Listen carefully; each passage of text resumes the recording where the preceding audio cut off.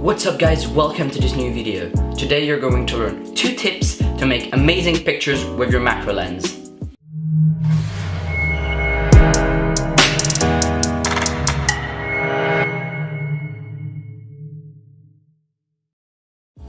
I personally use the Canon 50mm 1.8 lens.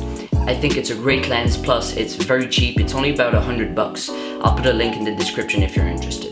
Tip number 1, use different angles. Angles will make your pictures look way more interesting. Have a look at these examples.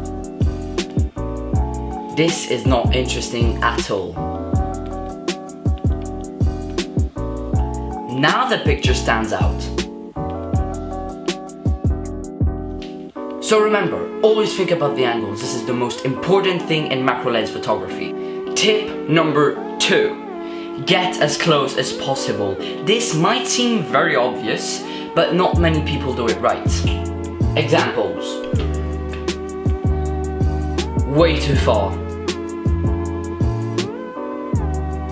Much better. That's it for today. Thank you for watching. Leave a comment down below if you have any questions or any comments. And click here to subscribe and click here to see my last video.